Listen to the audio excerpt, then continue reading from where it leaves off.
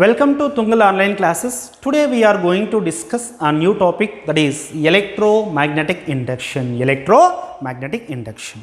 So in the previous topics, that is moving charges and magnetism, we studied that according to the Oersted principle, he noticed that whenever a current is flowing through the straight current carrying conductor, magnetic field will be produced. That was invented by the scientist Oersted. Now, what is the electromagnetic induction? So now, just now only we discussed that according to the Oersted principle, whenever current is flowing through the a straight current carrying conductor, magnetic field will be produced. Around the current carrying conductor. That means, what is the source of the magnetic field there? The source of the magnetic field is nothing but electrical current. There, what is the source of the magnetic field? The source of the magnetic field is nothing but electrical current. Due to that electrical current only, around the conductor a magnetic field will be developed. Now, the question is the converse was true?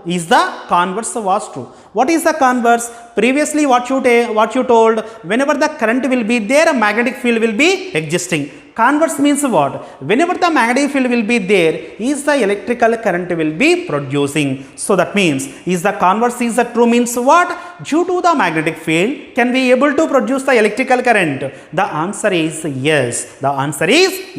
Who was invented that phenomena means? The scientist Michael Faraday and Henry. The scientists Michael Faraday and Henry, they did so many number of experiments, and finally they concluded that yes, we can produce the electrical current, by changing the external magnetic flux. Such a phenomena is calling as electromagnetic induction. So what is the electromagnetic induction and what we are going to study in this topic means, in this topic we are going to study by changing the external magnetic flux, how the electrical current is producing in the coil, and how the induced EMF is also produced in the given coil. How can we produce the induced current as well as induced EMF in the given coil due to the change in magnetic flux, and also we discuss in which direction that induced EMF as well as induced currents are existing. That entire thing we are going to discuss in detail in the topic of electromagnetic induction. So finally, what is the electromagnetic induction means? What we are going to study in this topic means, we are going to study by varying the magnetic flux, we are producing the either induced EMF or induced electrical current. Such a phenomena we are calling as electromagnetic induction. So this is called the basic information about electromagnetic induction topic. Now, we are going to discuss the definition of electromagnetic induction. Say, how can we define the electromagnetic induction means? The phenomena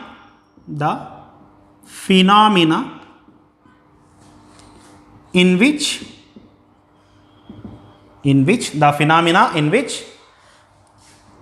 by changing the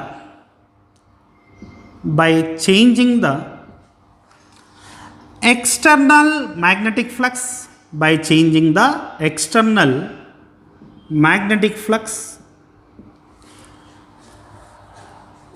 and induced EMF or induced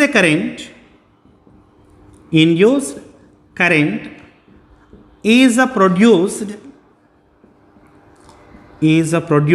in a given coil, in a given coil, such a phenomena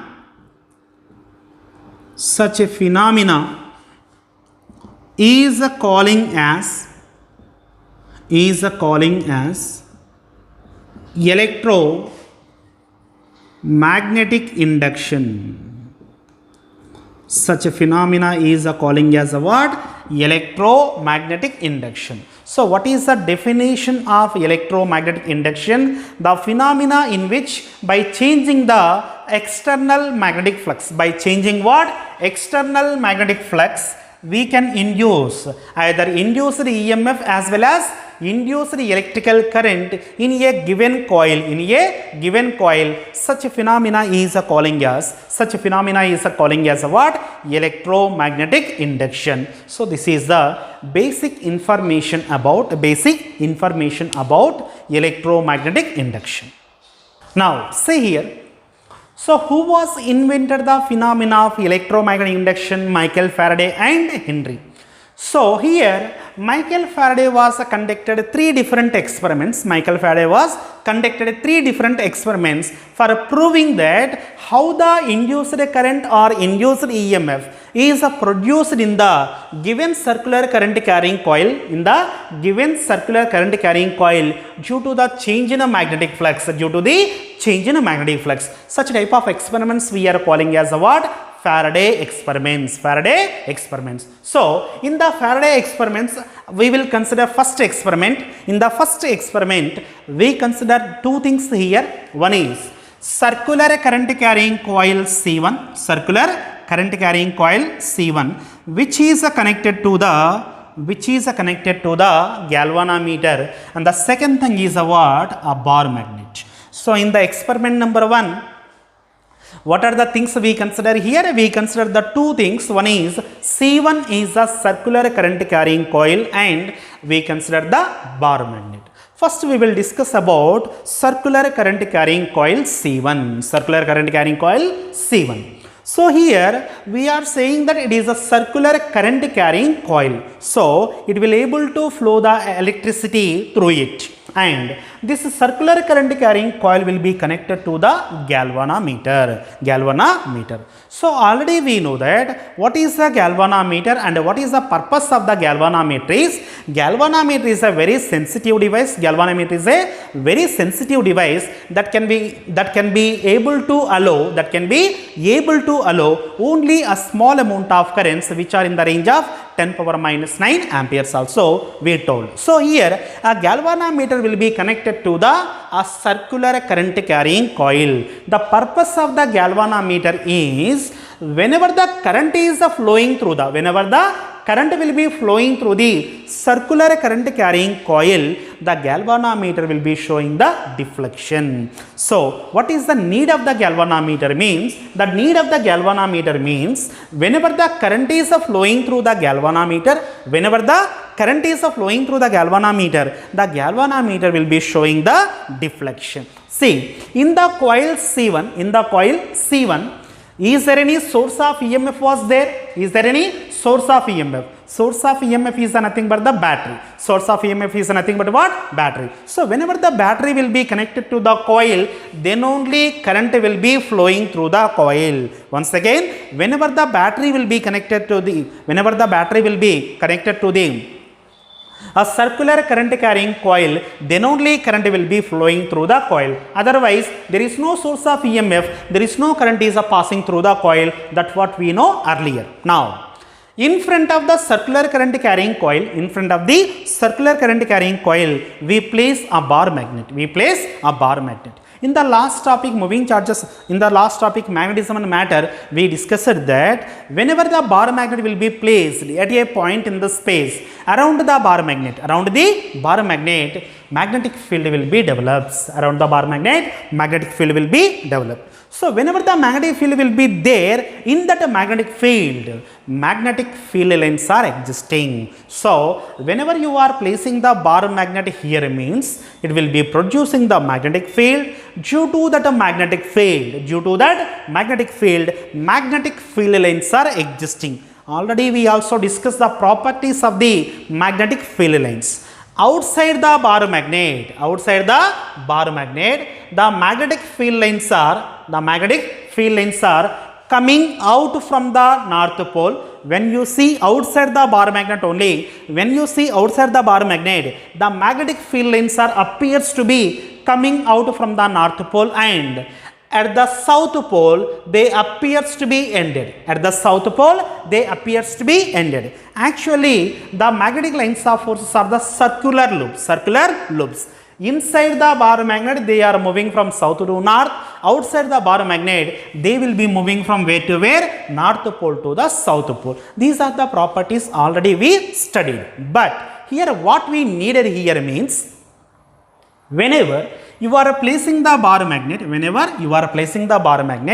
nearby the coil C1, so due to the magnetic field which is produced by the bar magnet, some of the lines of forces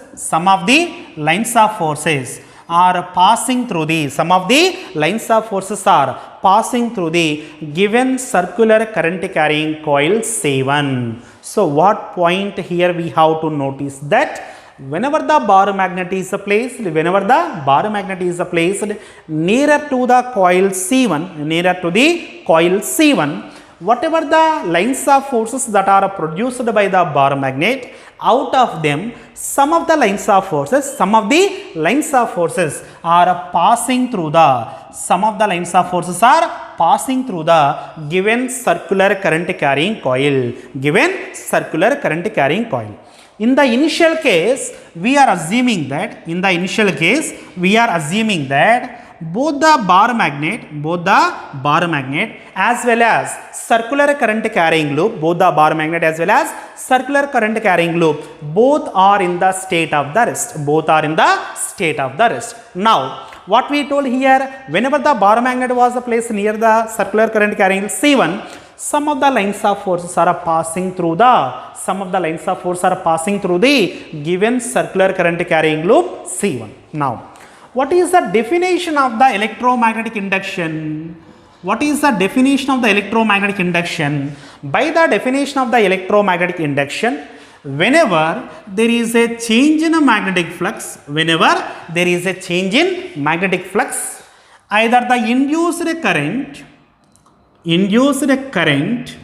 or induced EMF was, whenever there is a change in a magnetic flux will be there, then there is either induced current or induced EMF is linked with the coil, or either induced current or induced EMF will be existed in a given coil. That is the actual definition of the EMI. Once again, what is the basic definition of the EMI? Whenever there is a change in a magnetic flux will be existed, which is associated with the coil, then as a result either induced current or induced EMF will be existed in a given coil. Now what we placed here, a bar magnet will be placed which is in the form of rest, as well as the coil C1 is also in the state of the rest. Both the bar magnet as well as coil C1 both are in the state of the rest.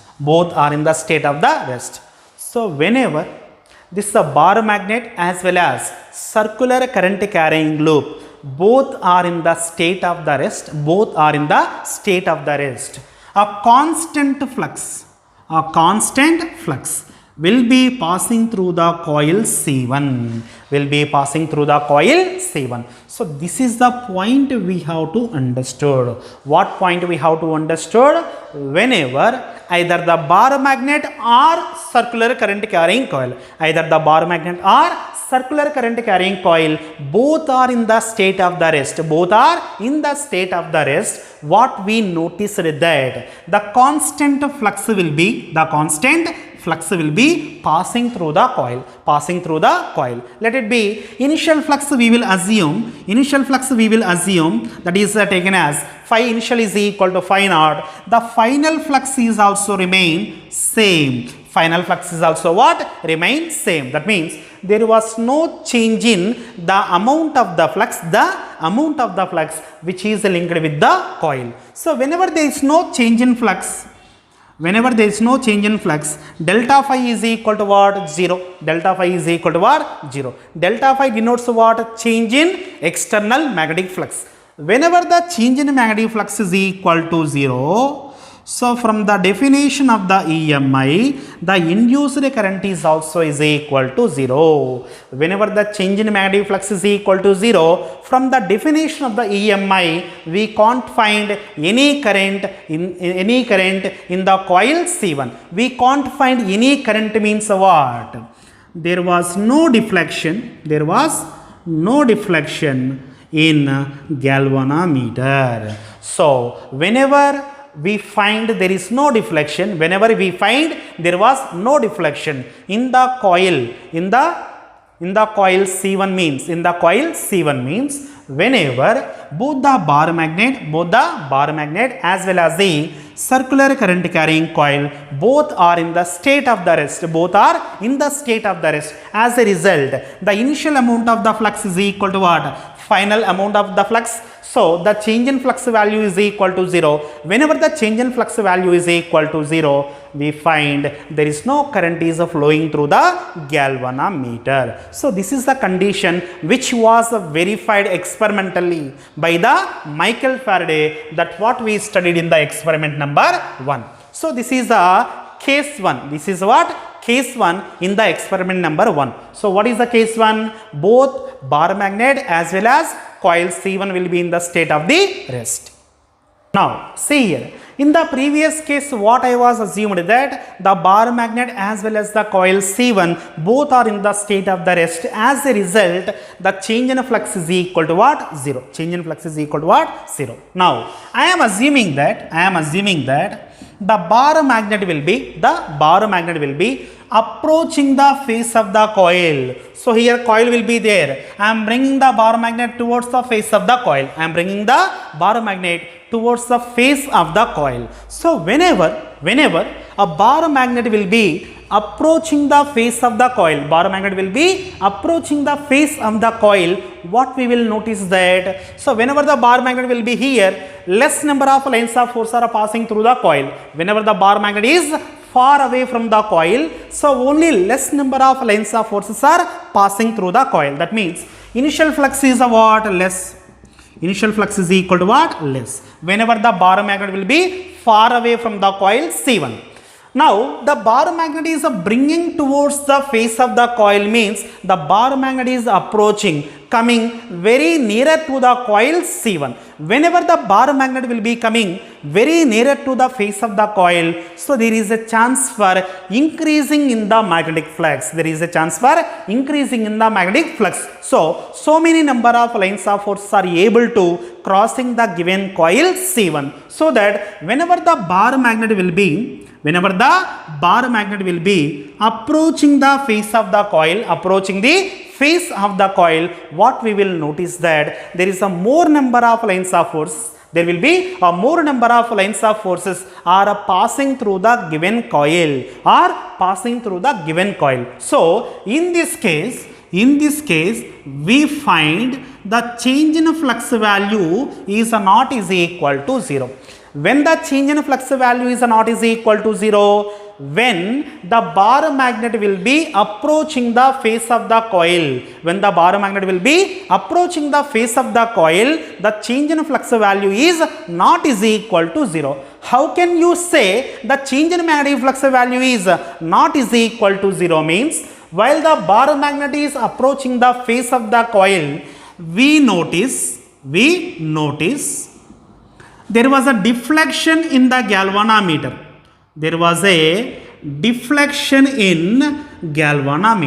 When we observe the deflection in the galvanometer, while we are bringing the bar magnet towards the face of the coil, first what we observe means the galvanometer was deflected. Galvanometer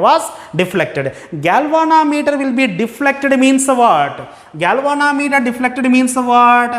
Current will be flowing through the coil, then only galvanometer will be showing the deflection. What is the basic property of the galvanometer?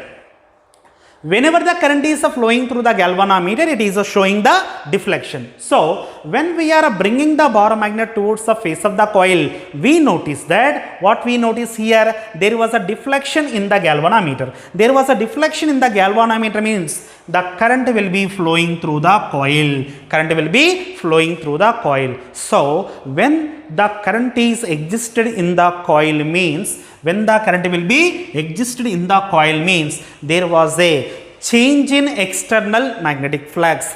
Then only there was a change in magnetic flux. Then only we find a current will be flowing through the given galvanometer which was connected to the coil C1. This was observed whenever the bar magnet will be bringing towards the face of the coil. Suppose if a bar magnet will be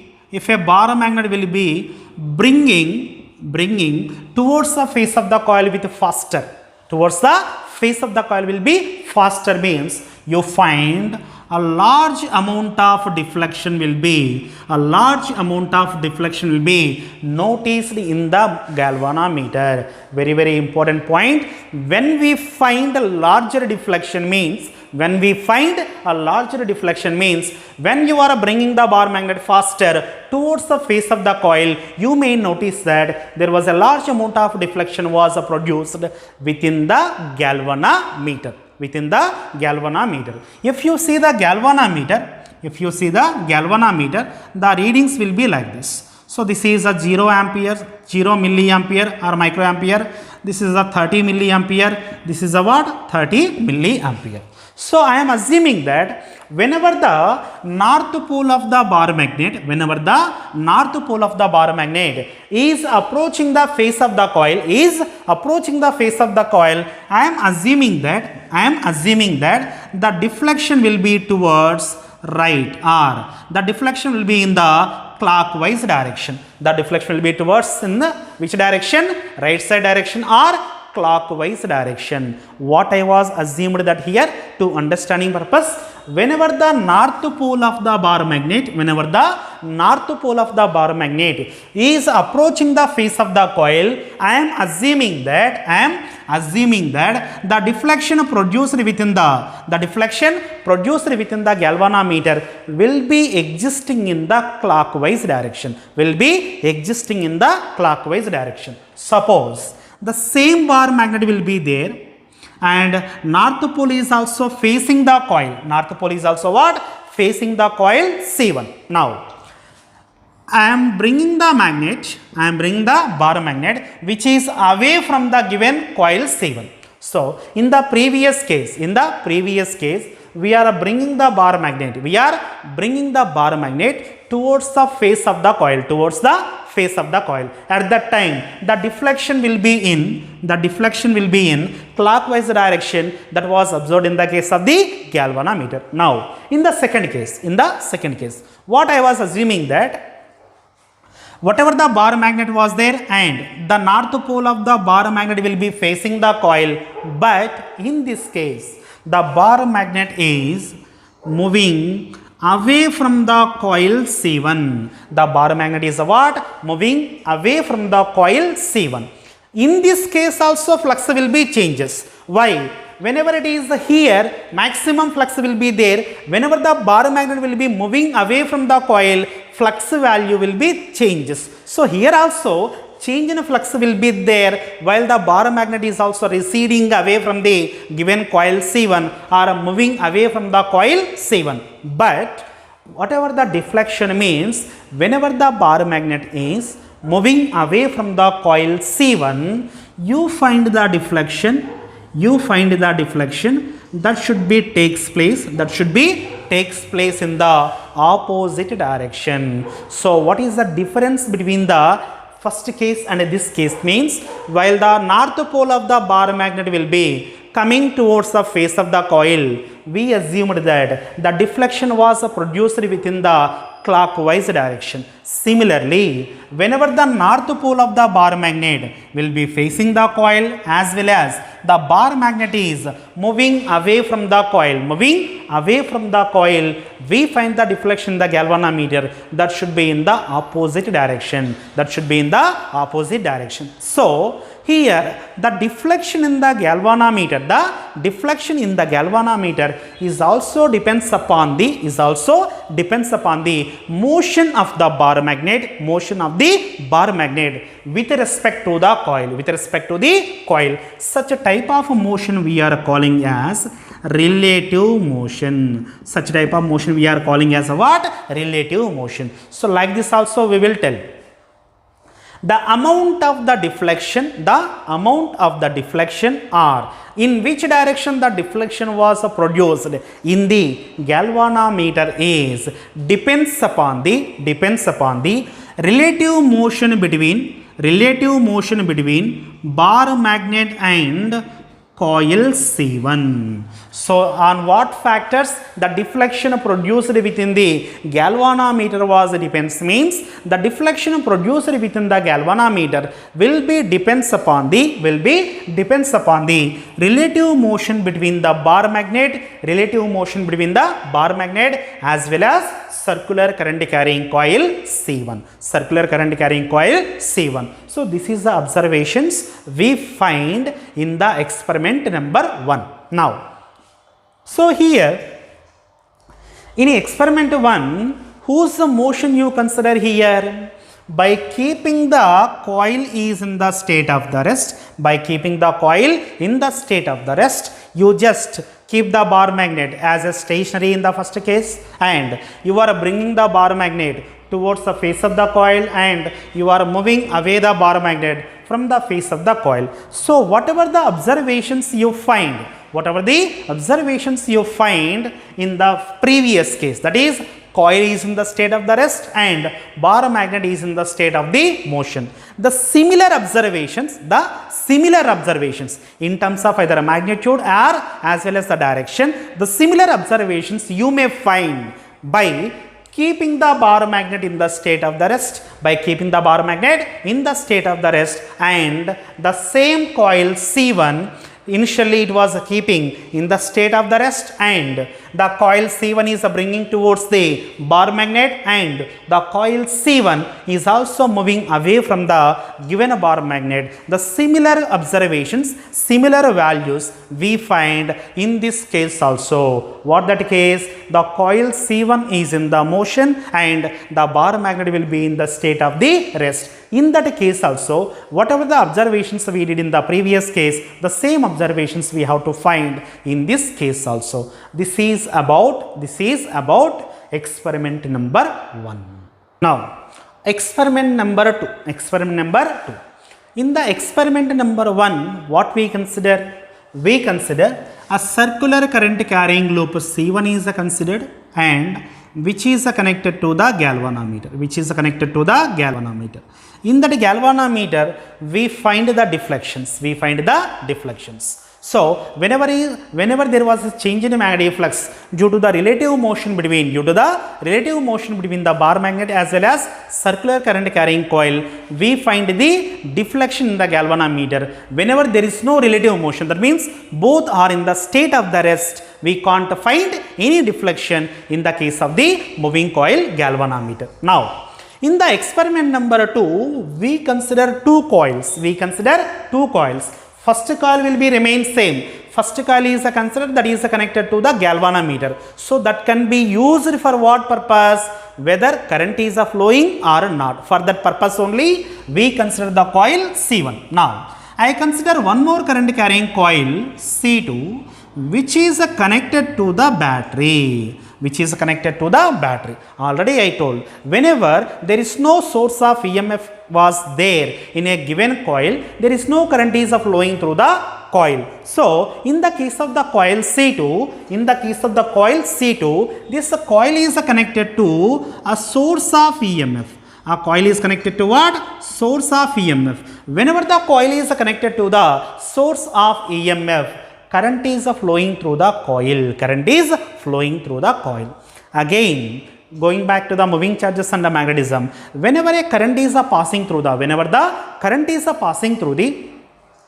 a circular current carrying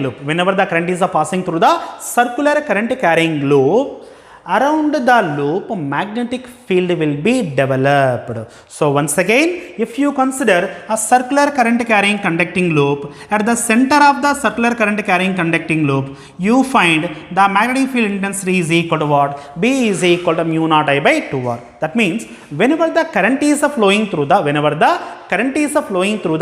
given circular current carrying loop, already I told one face of the coil is acting as a north pole, one face of the coil is acting as a north pole, and another face of the coil will be acting as a south pole. So that this circular current carrying loop is also to be acting as a magnetic dipole. The circular current carrying loop is also to be acting as a magnetic dipole. So if it is acting as a magnetic dipole, it is also producing the magnetic field lines. It is also producing what? Magnetic field line. So finally we concluded that whenever a current is flowing through the circular loop, so one of the face of the loop is acting as a north pole and another face is acting as a south pole. The face in which current is flowing in the anti-clockwise direction, so that face is acting as a north pole, and the face in which current is passing in the clockwise direction, that face will be acting as a south pole. Already this information we studied in the last topic. So that due to the flow of the electrical current, the coil C2 will be acting as either a magnetic dipole or bar magnet. Now similarly what we discussed in the last experiment number 1, same applications we are going to discuss. Suppose if C1 comma C2 are in the state of the rest, that means both are in the state of the rest. Is there any change in magnetic flux will be existing? No. Is there any change in magnetic flux will be existing means no. Why? Whenever the coil C1 comma C2 are rest, the same number of magnetic field lines are passing through the coil C1. So in first case what I was assumed means, I assumed that always I keep the coil C1 is in the state of the rest. So in the first case what I assume, the coil C2 which is acting as a magnetic dipole, I am keeping in the state of the rest. Whenever both the coils C1 comma C2 are is in the state of the rest, so what we observe, initial flux is equal to final flux will be remain same. Initial amount of the magnetic flux as well as final amount of the magnetic flux which is passing through the coil will be remain same. So whenever the flux will be remain same, change in flux is equal to what? 0. Change in flux is equal to 0 means what? What we have to observe means there was no deflection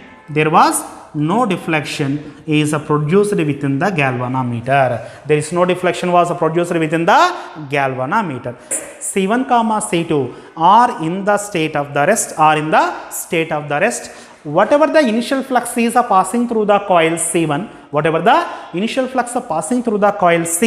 does not be changes. So that only I wrote here. The initial amount of the flux linked with the coil C1 must be equal to final amount of the flux that also linked with the coil C1, because there is no relative motion between the coil C1 comma C2. Hence change in magnetic flux is equal to what? 0. Whenever there is no change in magnetic flux, from the definition of the electromagnetic induction, we can't find any deflection, in the case of the galvanometer. That only we wrote, there is no deflection was produced within the galvanometer whenever both are in the state of the rest. Now in the second case, C1 will be in the state of the rest, and C2 is approaching the coil C1. So in the second case what I am assuming means, the coil C1 will be always keeping in the state of the rest. The coil C1 is always what? keeping in the state of the rest, and the coil C2 will be bringing towards the face of the coil C1. The coil C2 was approaching the face of the coil C1. So whenever C2 will be approaching for the coil C1, what we understood that the amount of the magnetic flux which is passing through the coil C1 will be increases. What we observe that whenever the coil C2 was approaching the coil C1, what we observed means, what was happened means, the amount of the magnetic flux which is passing through the coil C1 will be increases. So it is also similar to the bar magnet. Whenever the bar magnet will be closer to the C1, maximum number of lines of force are passing through the coil C1. Similarly, whenever the C2 will be coming towards the coil C1, there is a more number of lines of force are passing through the coil C1. As a result, the magnetic flux value will be increases. So whenever C2 will be approaches the coil C1 means we will find the deflection in the galvanometer which is connected to the coil C1. So while the C2 will be approaching the face of the coil, magnetic flux will be increases. Means what? The change in a magnetic flux does not is equal to 0. The change in magnetic flux value does not is equal to 0. Whenever the change in magnetic flux value does not be equal to 0, what we have to notice means there was a deflection was produced within the coil C2. Now, suppose while it is approaching, the deflection will be in the clockwise direction, I assume. Suppose if the coil C2 is moving away from the coil C1. If the coil C2 is moving away from the coil C1, in this case also, the change in magnetic flux value which was linked with the coil C1, is not equal to 0. As a result, the deflection will be produces. For producing the deflection, what we needed, the change in magnetic flux value should not be is equal to 0. Either that value will be increases or decreases. That's not the matter. The change in magnetic flux must be existing. So whenever the coil C2 is moving away from the coil, change in magnetic flux value decreases. Due to this decrease in the magnetic flux, again we find there was a deflection within the galvanometer. But in this case, if the deflection was observed in the previous case in a clockwise direction means, in this case we find the deflection in the anti-clockwise direction. So this is the observations what they done according to the experiment number 2.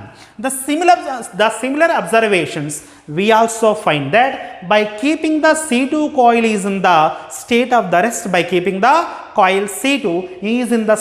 rest, and by moving the coil C1 either towards the coil C2 or away from the coil C2, we can find the similar observations or similar deflections we observe in the case of the galvanometer that was connected to the coil C1. So this is experiment number 2, which was experimentally verified by the Michael Faraday. Like that we said that deflection was produced, as a result induced current is produced within the coil.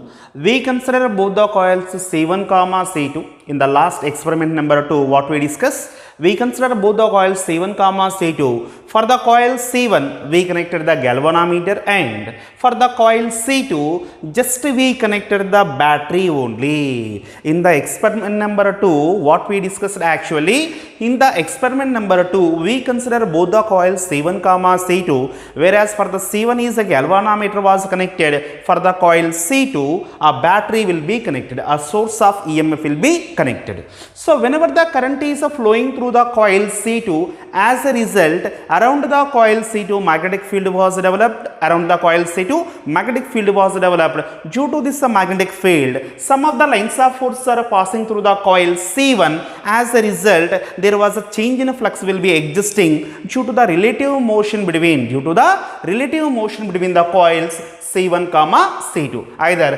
C2 coil will be bringing towards the face of the coil C1 or moving away from the coil C1, or keeping the C2 coil will be in the state of the rest. Either C1 coil will be approaching the face of the coil, or it is receding away from the coil C2. Due to the relative motion between the coil C1, C2, we observed that there was a change in flux which is linked with the coil C1. There was a change in flux which was linked with the coil C1. As a result, the galvanometer was showing the deflection which was connected to the coil C1. This is what we observed in the experiment number 2. Now, in the experiment number 1 or experiment number 2, we consider in the experiment number 1 as well as experiment number 2, we consider the relative motion between C1 or bar magnet,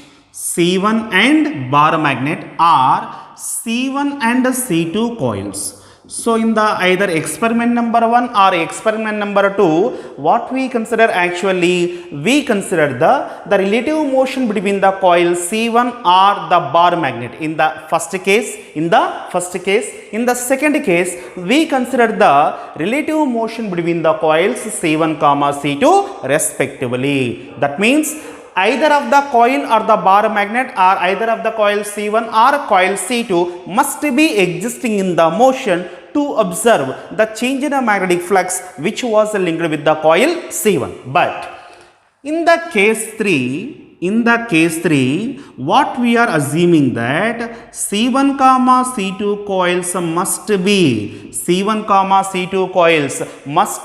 in the state of the rest. That means there is no relative motion will be existing. Between the coil C1, C2 in the experiment number 3. So here, what we consider here, there was no relative motion. There was no relative motion will be exist between the coils C1, C2. There was no relative motion was existing between the coils C1, C2 in the experiment number 3. Then how the change in magnetic flux will be existed in this case means, so if you look at the diagram C2, here we consider a battery which is the source of the EMF or which will be producing the electrical current in the coil C2, and along with the battery, here we consider a tapping key or simply a key was considered. In the case of the coil C2, what we consider here, a source of EMF will be considered which will be producing the electrical current. As a result, it is producing the magnetic field. As a result, it is producing the magnetic lines of forces. Along with the source of the EMF, one more thing we consider here, that is nothing but a tapping key. What is the purpose of the tapping key means? Whenever the key will be closed, so the circuit will be the open circuit. Whenever the key will be open, the given circuit will be what? Open circuit. So if it is a open circuit, there is no current is flowing. So I will explain according to the case. In the first case, the key K will be open. What we are assuming here? Initially, what we are assuming that the key K will be open. Whenever the key K will be open, whatever the circuit of C2 circuit will be what?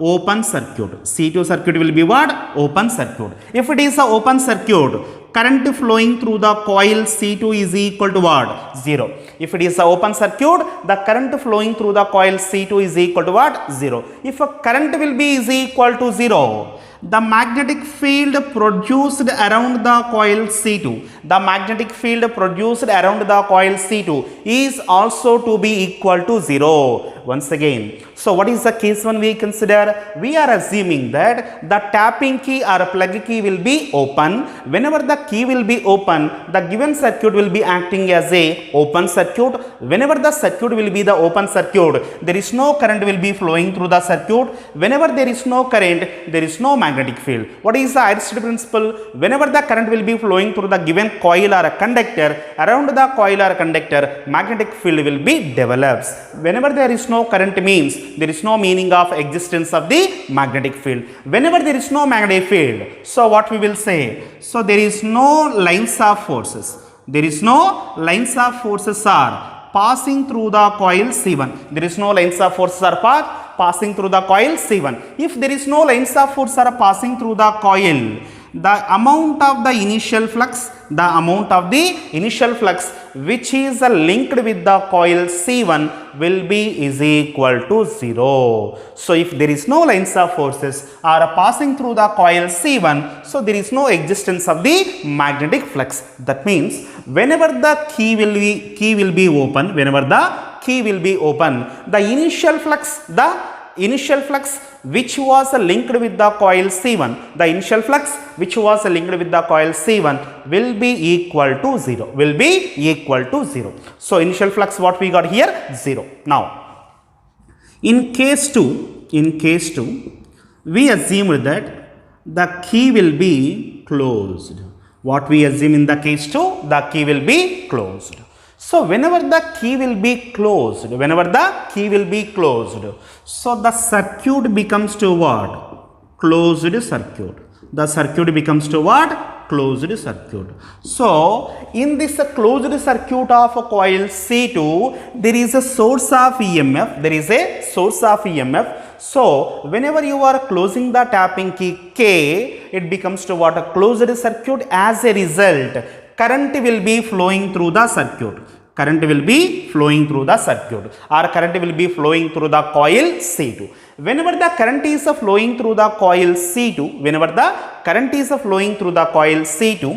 magnetic field is also existing. So here one small point we have to observe means, initially the key will be what? Open.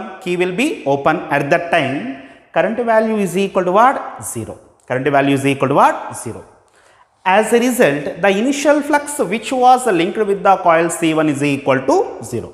But when you closed the key, instantly the current which is flowing through the coil becomes a maximum. The current which is flowing through the coil becomes to what? Maximum, or a steady current will be existing in the coil C2. So whenever the key was closed, instantly in a very small amount of time interval, the steady current will be attained in the coil C2. So whenever the steady current will be flowing through the circuit means, whenever the current value becomes to be constant, it is also producing the stationary magnetic field. So what is the meaning of the stationary magnetic field? Means the magnitude of the field intensity does not be changes. When the magnetic field will be changes, whenever the current value will be changes, then only the magnetic field will be changes. Here, whenever the circuit will be the closed circuit, in that closed circuit, what we are saying here, steady current will be flowing. Whenever the steady current will be flowing, magnetic field is also what? Constant. Whenever the magnetic field is also what? Constant means the flux which is produced by this field is also constant. Flux is also what? Constant. So here the initial flux is equal to 0. Here the final flux what you are getting, that is the maximum flux. So here to change initial flux to the maximum flux, to change from the initial flux 0 to the maximum flux, whatever the time was taken, whatever the time was taken, that time is a very small, that time is a what? Very small. In this small time interval only, in this small time interval only, the magnetic flux which is linked with the coil C1 changes. In this small time interval only, the magnetic flux which is linked with the coil C1 changes. As a result, due to the change in the magnetic flux, due to the change in the magnetic flux, we observe the deflection was produced. The deflection was produced in the galvanometer. The deflection was produced in the galvanometer. So in the experiment number 3, what point we have to understood means, the deflection was produced within the galvanometer, and that deflection will be last existed only for a fraction of the time. Whenever there is a change in a magnetic flux will be takes place, whenever it is a takes place, it is a takes place only for a fraction of seconds only. Whenever the key will be closed, instantly the current will be attains its maximum current. So between the time interval of 0 current to the maximum current, in this time interval only, the flux value will be changes. In this time interval only, you find a deflection was produced within the galvanometer. So whenever the key was open, flux is equal to 0. Whenever the key will be closed, flux becomes what? Maximum. In this small time interval only, before the current will be attaining the steady current, before the current will be attaining the steady current or maximum current, in this time interval only, change in flux will be existed. In this time interval only, we able to observe the deflection that was produced within the galvanometer. Like this also, we will observe the deflection in the case of the galvanometer which was connected to the coil C1. So this is one of the case to observe the deflection in the case of the galvanometer according to the experiment number 3. So here what you assume initially, the coils both C1 comma C2 will be in the state of the rest. That means what? Here there is no relative motion will be existing. Here there was no relative motion will be existing. In this case also, we able to observe the deflection in the case of the galvanometer. By how? By opening and closing the tapping key K. By opening and closing the tapping key K, we will change the magnetic flux. We will change the magnetic flux. As a result, we will find the deflection in the case of the galvanometer. So this is one of the way to change the magnetic flux and to observe the deflection in the case of the galvanometer. And another way is what? So if you look at the diagram, so the coil C1 comma C2 will be mounted horizontally and their axis will be similar, coaxial. So these two coils are existed how? They will be existing along the same axis. Now initially what we are placing that along the common axis of the coils C1 comma C2, along the common axis of the coils C1 comma C2, initially we place a wooden core. At that time, you find a little bit amount of flux will be passing through the coil C1 because the wooden core is a non-magnetic substance. Non-magnetic substance. So whenever the key will be closed, and wooden core will be placed. So some amount of the flux will be passing through the coil C1. So what observations we are going to discuss? So the tapping key K will be closed. Whenever the tapping key K will be closed, current is passing through the coil C2. Whenever the current is passing through the coil C2, it is producing the magnetic field and it is also producing the magnetic field lines, so that some of the flux will be passing through the coil C1 whenever you are placing the wooden core. Now what I am doing means, keeping the key will be closed. So this wooden core will be replaced with the iron core or iron rod. So in the place of the wooden cylindrical rod, what we are placing here, iron cylindrical rod will be replaced with the wooden core. So whenever you are placing the magnetic substance along the axis of the coils C1, C2, so what we observe means the amount of the flux which is passing through the coil C1, will be increases. That only in the last numericals of magnetism we told. Whenever the iron core is placed inside the solenoid, the amount of the flux passing through the solenoid will be increases. Here also the same thing we are observing. Whenever you are replacing the wooden core with the iron core, the amount of the flux which was linked with the coil C1 will be increases. As a result, the final flux will be greater than the initial flux. Whenever there is a change in magnetic flux will be there. In this case also, we find a more deflection was shown by the galvanometer which is connected to the coil C1. Like this, we will observe the deflections which was produced within the galvanometer which was connected to the coil C1 by opening and closing the tapping key K and by replacing the wooden core with the iron core. So this is the experiment number 3 which was explained by the scientist Michael Faraday. So these are calling as what? Michael Faraday experiments. Experiment number 1, experiment number 2 and experiment number 3. So this is about the Michael Faraday experiments. Thank you.